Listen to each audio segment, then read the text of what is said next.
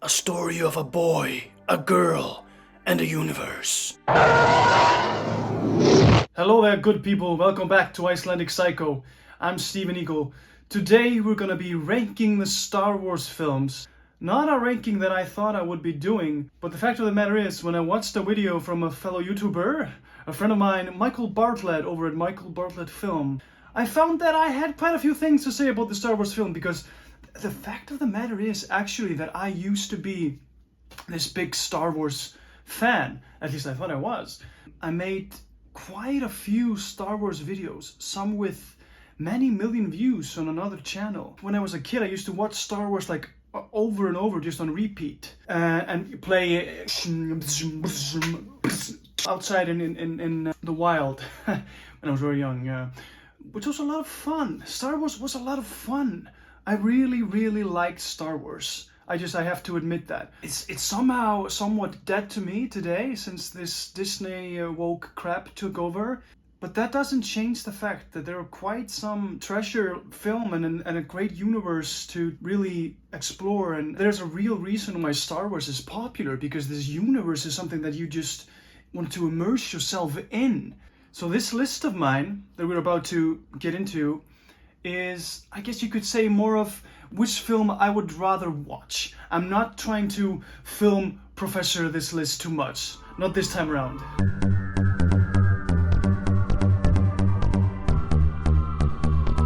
We have 11 films to go through, and it's hard for me to choose which one is going to be number 11 and which one is going to be number 10, because these films are just atrociously bad, and I don't know what to do with them. But anyways, today I think I'm gonna go with number 11, The Last Jedi. Yeah. And the reason why I'm putting this at the rock bottom, because this is really the day that Star Wars died. This is when I no longer was interested in Star Wars. This is when I didn't want to see another Star Wars film.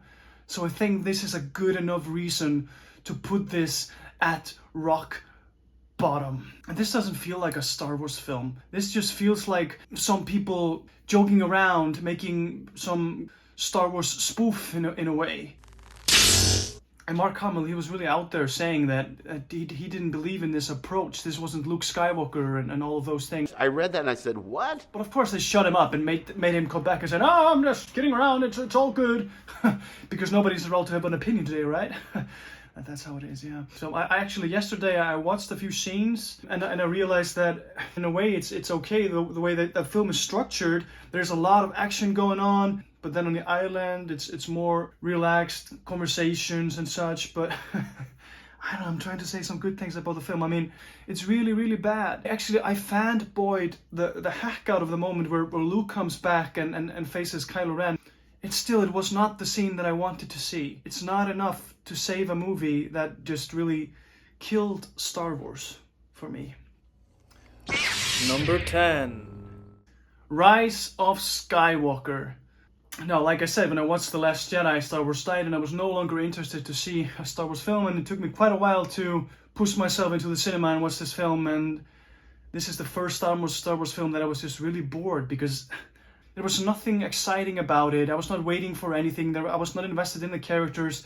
Well, Kylo Ren, however, he's okay. He has something going for him, even though he's just this whiny brat trying to say something good about this film as well, but it's really hard. I like some of the ideas in the connection of him and Rey and such, but Rey, of course, being this Mary Sue that can do anything, and she's just unstoppable force of power, and it's like, oh God, this is just, I don't know what to tell you. This is atrocious. These two films, I can't believe that this is supposed to be a part of Star Wars, because it's really not. When The Force Awakens came out, which I never liked, I never understood the hype. We'll get to that soon enough. This trilogy of films feels to me like when you were a kid and you sat in a circle and somebody starts a story with saying, "Once there was a man who went into," and then another person says, "into a cabin with wolves," and the other person says, he was forced to make bread for the children." I don't know, I mean, there's no genuine story, and they're just bullshitting their way around this trilogy. It's so stupidly I just, wow. Number 9, The Phantom Menace. I can't believe that Phantom Menace is above 2 films in a series. Well, these films that are below it are so bad that the Phantom Menace is coming above them. It's beyond belief. I mean, I just don't believe it. Now, sure, I suppose I would rather watch this film in a way because it has some purpose. It has some story that it wants to tell. And that's pretty much all I can say about that. When I was a kid, I used to watch this film quite a lot. But mostly I would just skip to the part with a duel of the fates, which is awesome, of course. It it really is. But it doesn't save the movie. I mean, Jar Jar Binks and all the Gungan crap, I could really do without that. I think we all could, right? Number 8, The Force Awakens. And the fact of the matter is, it awoken a little bit. I mean, even for me, who didn't really like this film, I was really excited to see the next film. Even though there are quite a few things that I don't like about this one, it set things up nicely that I was really excited to see where the story would go. But like I said, I never understood the hype for this film. I was just like, what are you people watching that? And I tried to watch it again. I bought it, I watched it again, gave it away. I mean, repeating so many things from other Star Wars films to try to tap into a nostalgia, try to be this grandeur Star Wars festival thing. I was really excited when the lightsaber went out of the snow and was coming to someone and was like, oh my god, Luke is here. And then it was just like, oh, it's this Rey character. And then all of a sudden she can just like go around like sabering her way through Kylo Ren without ever having done anything. And you're just like, Number 7, Attack of the Clones. Now, again, I can't believe that this film is a number 7 in 11 movie list. But for me, like I said in the beginning, this is just because I would rather watch this than, let's say, Force Awakens. I'm not saying it's the better film.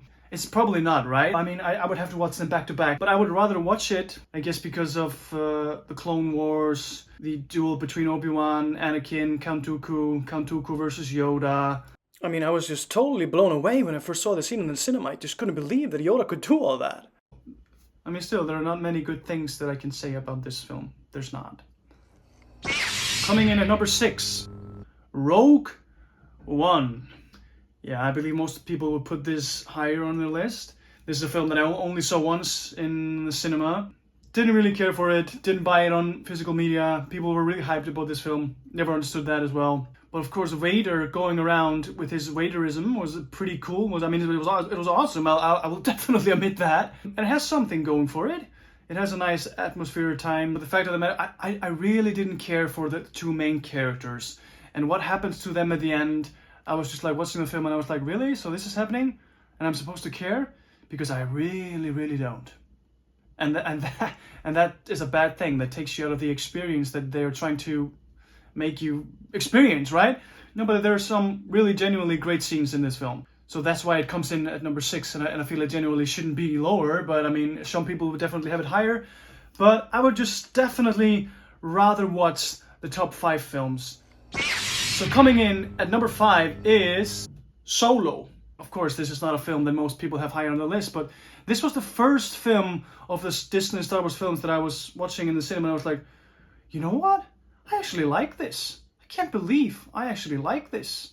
And me and my friend at the intermission, we were just like, oh, I mean, I hope they don't really mess it up in the second half, because we agreed that we really liked this film, and we were just shocked that we really liked it. And yeah, it didn't disappoint in the second half either. It was just a fun adventure heist film with some nice characters, some nice atmosphere, and I enjoy this film. But I was working in this store a few years back, which would loop the film all day long.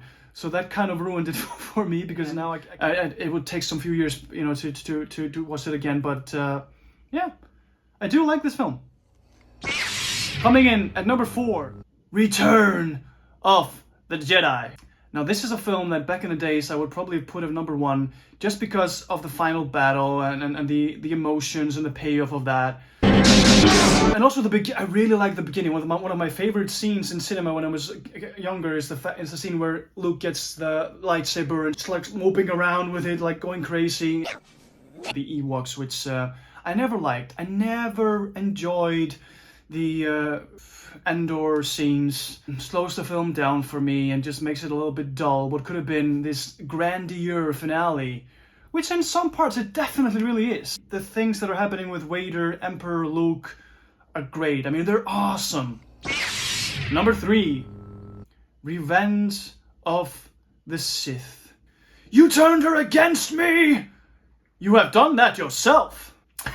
I mean, I used to be nerding all over this film when I was younger. You know, on my little phone, like Nokia phone, I would like record me saying these things like back and forth, Obi-Wan and Anakin, and my friends would like what's in my phone and be like, dude, there's something seriously wrong with you. I've always liked this film. I went to see this film in the cinema on the opening day when I was 13 years old. When the film was starting, everyone would like clap. It was a really immersive experience. And I've just watched the heck out of this film. Execute Order 66. Such a great scene, one of the greatest scenes in Star Wars.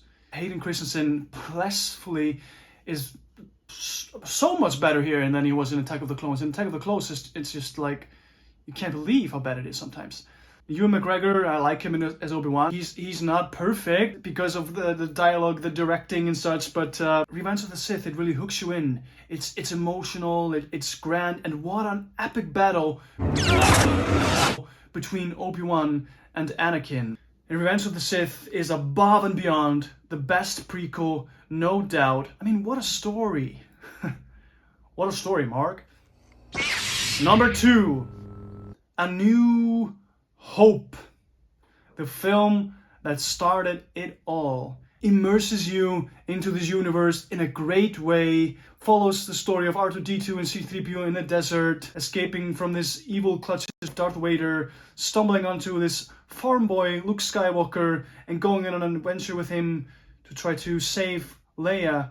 But first they have to find this old man, Ben Kenobi. But they say it's Obi-Wan Kenobi. Could it be the same man? I wonder. This is a classic adventure that you can really understand why Star Wars became this phenomenon. This is not a film that I would have put as highly as a kid because it's really slow in the first half.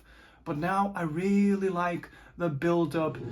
That's no moon. And the way that they're locked in this Death Star and the atmosphere around that is just so purely awesome. I really like the structural story of this film and the characters and the immersiveness of the universe. And the universe. I love it. I really love it. The number 1 is gonna have to be Empire Strikes Back. This movie, it builds so well on the first film. And this is much more of an action film. It never stops. There's not a dull moment in this film.